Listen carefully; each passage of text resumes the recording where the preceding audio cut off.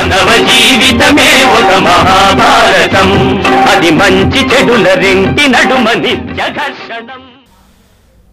అందుకని ఆ ఉపాధ్యాయుల్లో ఐకమత్యం ఉంటే కాస్త గౌరవాలు లేకపోతే పరస్పరం ఇంకా కత్తిపోట్లు వెనుపోట్లే ఉంటాయి. ఇంకా అదే నేను ఇక్కడ చూడండి, శల్యసుతుడు ఇంత పరాక్రమం చూపించి వాడు అలా వస్తుంటే ఇరుపక్షాలు పొగిడేటి, అటు ఇటు కూడా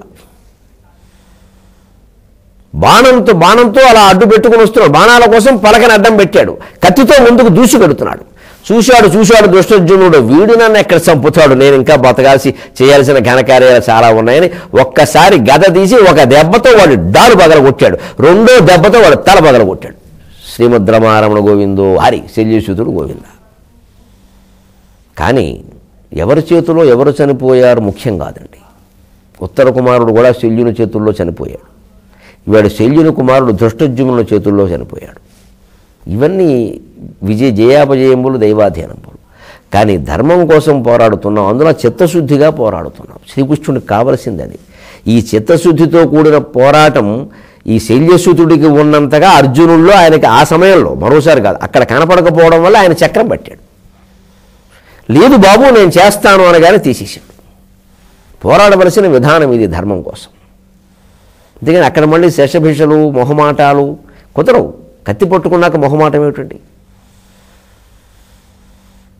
ఇక్కడ భారతీయ యుద్ధ విద్య ఏ స్థాయి అండి అది? శల్యుని కుమారుడు, వీడికి పేరు కూడా చెప్పలేదా మూల భారతంలో కానీ తిక్కన భారతంలో కానీ?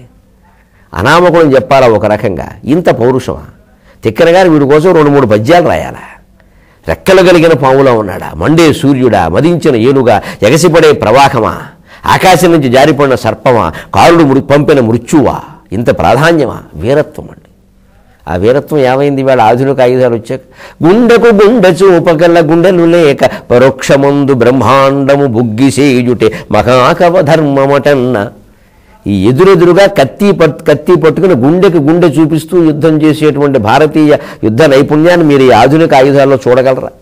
వాడేదో విమానం మీద వస్తాట, ఎక్కడో బాంబులు వేస్తాట, వీడేదో తీవ్రవాదం అంట, జిహాద్ అంటాట, వీడెక్కడో ఏదో పీల్చేస్తాట. ఇవన్నీ యుద్ధాలు, దిక్కుమాలిన యుద్ధాలు, దిక్కుమాలిన మనుషులు. వీళ్ళు మనుషుల పశువుల పిరికి సన్నాసులు. ఇవి యుద్ధాలండి. ఇవి ఆయుధాల గురించి మాట్లాడతారు. మనుషులు లేకుండా యుద్ధానికి రానివాడి మీద ఆయుధాలు ప్రయోగించడం ఏమిటండి? ఎక్కడ జనం ఉంటే ఎక్కడ వేయడం, ఎక్కడ పరిశ్రమలు ఉంటే ఎక్కడ వేయడం, ఎంత దారుణం అండి. దిల్సుఖ్ నగర్లో బాంబులు వేయడం ఏమిటి? ఇవన్నీ యుద్ధాలు అంటారు వీటిని. ఇదా యుద్ధం చేసే విధానం? పైగానేమో పోరాడే వీరుడు అన్న వాళ్ళేమో క్యాసెట్లు పెట్టి రెచ్చగొడతారట. రెచ్చగొడితే మాత్రం రెచ్చిపోయి ఏమిటి చేస్తారు? ఇదే అమాయకులు సంతలో కూరగాయలు కొనుక్కుంటే వాళ్ళ మీద బాంబులు వేస్తారా? ఎటువంటి స్థితి నుంచి మానవ జాతి ఎక్కడికి వచ్చింది? గుండెకు గుండె చూపగల గుండెలు లేక పరోక్షమందు బ్రహ్మాండము బుగ్గిసేయుటే మహాహవ ధర్మమటన్న. ఇంక నిట్లుండును చిత్తశంతి పరోక్షమందు బ్రహ్మాండము బుగ్గిసేయుటే మహాహవ ధర్మమటన్నచో జగద్భాండము వీరి హస్తముల భద్రముగా నెటులుండు. జగద్భాండము వీరి హస్తముల భద్రముగా నెటులుండు. ఇంక నెట్లుండును చిత్తశాంతి ఎటులుండును గుండెలపైన చేతులు. ఇంక నెట్లుండును చిత్తశాంతి ఎటులుండును గుండెలపైన చేతులు. సాగర ఘోష 4వ అధ్యాయంలో హిట్లర్ హిరోషిమా నాగసాకి మీద బాంబులు వేసిన సందర్భంలో రాసిన పద్యం ఇది. 2వ ప్రపంచ యుద్ధాన్ని వర్ణిస్తూ. ఇది యుద్ధమా? అర్ధరాత్రి అందరూ పడుకున్నాక జనం మీద బాంబులు వేయడం యుద్ధం అంటారట దాన్ని. ఇవాళ జరుగుతున్నది అదే. పైగా ఏదో అన్న ఆయుధాలు ఉన్నాయి, ఇన్న ఆయుధాలు. ధైర్యం లేదు నీకు, పిరిగితనం తప్ప. నీ ఆయుధాలు ఎవరికి కావాలి? ఎందుకంటే మా భారత యుద్ధ వీరుడు వాడు శల్యసుతుడు కానీ ఉత్తర కుమారుడు కానీ నాకు ఆరాధ్యుడే. వాడు నావాడు, నా భారతీయుడు. వాడు నమ్మిన ధర్మం కోసం వాడు ప్రాణత్యాగం చేశాడు. అసలు ఆ ధైర్యం ఏమిటండి? ధృష్టద్యుమ్నుడు అగ్ని నుంచి పుట్టాడు. అగ్ని నుంచి పుట్టినవాడు అర్జునుడు బావమరిదిని, ద్రౌపదుని కుమారుణ్ణి, ద్రౌపదీదేవికి అన్నగారిని ఎదిరించడానికి ఒక బాలుడు శల్యుని కుమారుడు, మద్ర దేశానికి యువరాజు, నిండా 20 ఏళ్ల వయస్సు లేదు. వాడు కత్తి డాలు పట్టుకుని వెళ్ళడం ఆ జయహో శల్యసుత. ధైర్యం అంటే అది, శౌర్యం అంటే అది. నా జాతి నీ నుండి నేర్చుకొనుగాక. ఆ ధర్మం కోసమే నువ్వు అంత ధైర్యం చేసావు అంటే ధర్మం కోసం మేమెంత ధైర్యం చేయాలి? ఈ శల్యసుతుడు, ఉత్తర కుమారుడు, అభిమన్యులు మనకు ఆదర్శం. ఉత్తర కుమారుని తక్కువ అంచనా వేయకండి. మహత్తరమైన యుద్ధం శల్యుడితో చేసి పాపం చనిపోయాడు. కత్తి డాలు పట్టుకుని వస్తున్నవాడిని ఒక్క దెబ్బతో డాలు పగలగొట్టాడు, మరో దెబ్బతో ఆయన తల పగలగొట్టాడు. ఒక్కసారిగా శల్యుడు విజృంభించాడు. మా అబ్బాయిని చంపుతావా? మా అబ్బాయి మరి వీరు వారబ్బాయిని చంపినప్పుడు విరాట్ రాజు గారి అబ్బాయిని, ఇప్పుడు ద్రౌపదుల వారి అబ్బాయి వీరి అబ్బాయిని చంపేసరికి వీరికి పౌరుషం వచ్చింది. యుద్ధం అంటేనే ఇంత. మనం ఎవరైనా మోసం చేసినప్పుడు మనకేం అనిపించదు. మోసపోకుండా చూసుకోవాలి. ఎవరి తెలివితేటలు వారు ప్రదర్శిస్తారు. దీన్ని తెలివితేటలు అంటాం పైగా. అదే మన ఎవరైనా మోసం చేశారనుకో, మనం అలా మోసం చేసేస్తే అలాగా అన్నాం. అది మరి మనం చేస్తే ఒకటి, ఇంకోటి చేస్తే ఒకటి. మనం చేస్తే తెలివితేటలు, ఇంకోటి చేస్తే మోసం. ఇవన్నీ యుద్ధంలో తెలుస్తూ. అందుకే మానవ జీవితమే ఒక మహాభారతం. అది మంచి చెడుల మధ్య జరుగు నిత్య ఘర్షణం. నీ ప్రవృత్తులు నీకు నిరంతరం అద్దంలో పెట్టి చూపించడం కోసమే 1000 భాగాల కార్యక్రమం. ఏ ధారావాహికైనా ఇంతకాలం కొనసాగడం చూశారా?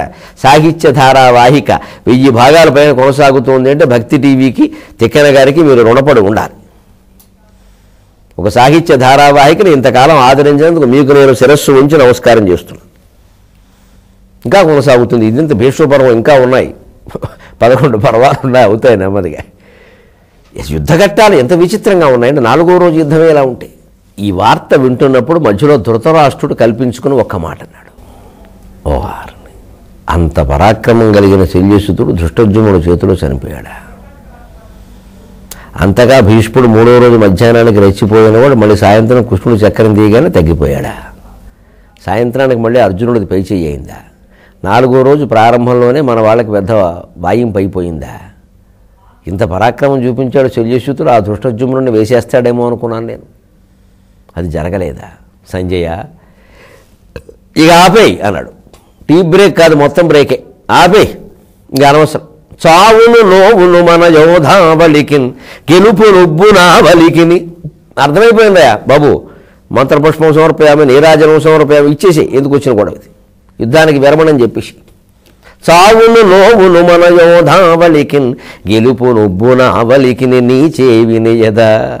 చావును నోవును మన యోధావలికిన్ గెలుపు నుబ్బునావలికిని నీ చేవినియదా. తుది నెట్టులు శ్రీ విభవము పాండవులకు చేపడునగదే. తుది నెట్టులు శ్రీ విభవము పాండవులకు చేపడునగదే. సంజయ అంతా దైవాధీనమయ్యా, మన చేతుల్లో ఏం లేదయ్యా. మహావీరులు చనిపోతున్నారయ్యా. కౌరవులు ఎవరు ఆగలేకపోతున్నారు పాండవుల ముందు. అక్కడ దైవశక్తి ఉంది, మనం ఏం చెయ్యలేం. స్ఫురణానామపుమాన్ రూప నీల నీరద సన్నిభ సా అర్జునస్య రథకోబరే స్థిత. మూలభారతంలో ఉన్నమాట. ధర్మాన్ని గెలిపించడం కోసం దైవం కంకణం కట్టుకున్నాడయ్యా. ఆ దైవానికి ఒక పేరుందయ్యా, దాని పేరు కృష్ణుడయ్యా. ఆ దైవానికి ఒక ఆకారం ఉందయ్యా, ఆయన నీలమేఘ శ్యాముడయ్యా. ఆ దైవానికి ఒక ప్రియమైన వస్తువు ఉందయ్యా, అది వేణువయ్యా. అది అర్జునుడి యొక్క రథం నొగరులో ఉందయ్యా, సారథి స్థానంలో. నా వాళ్ళు ఎందుకు గెలుస్తారు? గెలవరు గెలవరు గెలవరు సంజయ. ఇక ఈ కథ నాకు అక్కర్లేదు. 1000 భాగాలు అయ్యాగా ఆపేయి. చావును నోవును మన యోధావలికిన్. చచ్చిపోవడం, పారిపోవడం, పగిలిపోవడం మన వాళ్ళక? గెలుపు నుబ్బున ఆవలికిని గెలవడం, కేరింతలు బొబ్బలు వాళ్ళక? నీచేవి నియదా. చెబుతున్న కథ అంతా ఇలాగే ఉంది. అంటే ఇక్కడ ఒక మనస్తత్వాన్ని మీరు గమనించండి. ఎవరునే ఏదైనా విషయం చెప్పినప్పుడు మనం అనుకున్న దానికి అనుకూలంగా ఉండాలని అనుకుంటాం. మనం అనుకున్నట్టుగా చెప్పాలని చెప్పాలనుకుంటాం. అనుకున్నట్టుగా చెప్పకపోతే ఆయన చెప్తారు కానీ అది సరైనది కాదు. ఆయన నువ్వు పండితులను నువ్వు అంగీకరించే, కనీసం నీకంటే నేను పండితులు అయినప్పుడు నేను చెప్పింది సరైనది కాదు నువ్వెలా చెబుతావు? అబ్బే మనం అనుకున్నట్టు చెప్పాల. మనం అనుకున్నట్టు ఎవరో చెబుతారు ఇంకో తొట్టి, అది నచ్చుతుంది మనకి. ఆయన చెప్పింది సరైనది, ఎందుకంటే మనకు అది నచ్చింది. అందుకే పండితులు కూడా ఏమయ్యారు? ఈ నచ్చేటట్టు చెప్పడం మొదలెట్టారు. నచ్చేటట్టు చెప్పడం అంటే ధర్మానికి అనుకూలంగా ఉండాలి, నచ్చేలా చెప్పాలి. నచ్చడం కోసం ధర్మానికి హాని చేయొద్దు. సత్యాన్ని సత్యంగా చెప్పవలసిందే. కాకపోతే దాన్ని నచ్చే విధంగా చెబుతాం. అయినా కొంతమందికి నచ్చదు, మానేస్తాం. ఏమి ఇబ్బంది లేదు. నేను కాళహస్తి మహోత్సవం చెప్పినప్పుడు 5 ఏళ్ల క్రితం అర్జునుడికి కన్నప్పకి పోల్చి కన్నప్పకు ఉన్నటువంటి జ్ఞానం అర్జునుడికి లేదన్నాను నేను. స్పష్టమైన వ్యాఖ్యానం.